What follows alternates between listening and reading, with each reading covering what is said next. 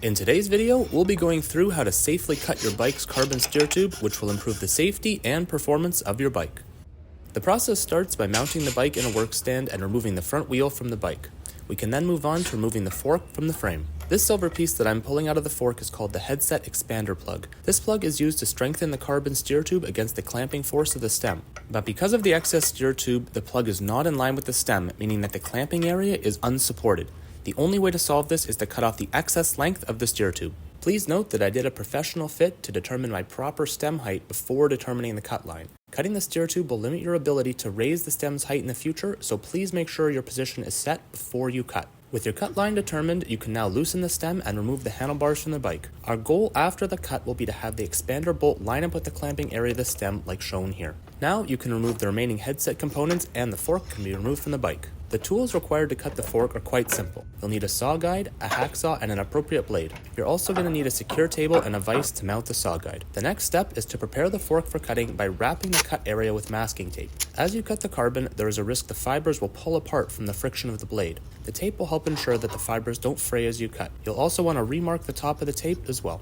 You can now line up your fork inside the saw guide and secure it in place. Ensure the fork is straight in the guide and that there's no additional movement of the fork or guide. For your saw blade, you will want to use a very fine 32 TPI bimetal blade. You'll also want to wear an N95 mask while cutting so you don't inhale carbon dust. Carefully line up the saw and slowly begin to cut. I like to do the first few cuts very gentle with the blade doing most of the work.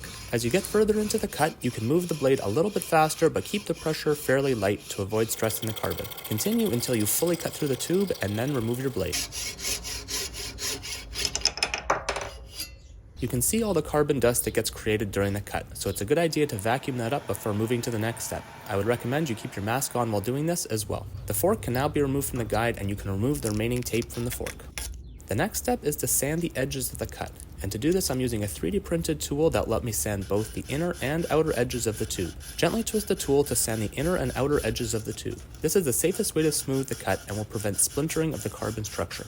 You can see that the sanding will remove a small amount of carbon and clear coat from the fork, so keep your mask on and wipe away any dust after the sanding. At the end, you should have a slightly beveled edge that is smooth to touch. We're almost done, but there is one final step, and that's to seal the freshly cut carbon with clear nail polish. Raw carbon is slightly porous, so seal the cut with a light coat of nail polish and allow to dry. Then, reinstall the fork on your bike along with the headset bearings and top cap. This next step isn't fully necessary, but while you're here, you can also put a small coating of anti-seize on the expander plug threads to prevent against future corrosion. Next, install the plug, followed by the handlebars, onto the bike. You can now tighten the expander plug and you can see that it perfectly lines up with the clamping area of the stem. Install any spacers above the stem, tighten down the top cap, and torque all parts to spec. And with that, this job is done. Your fork is now getting the support it needs and will make for a safer and more responsive ride. And most importantly, it looks way better as well.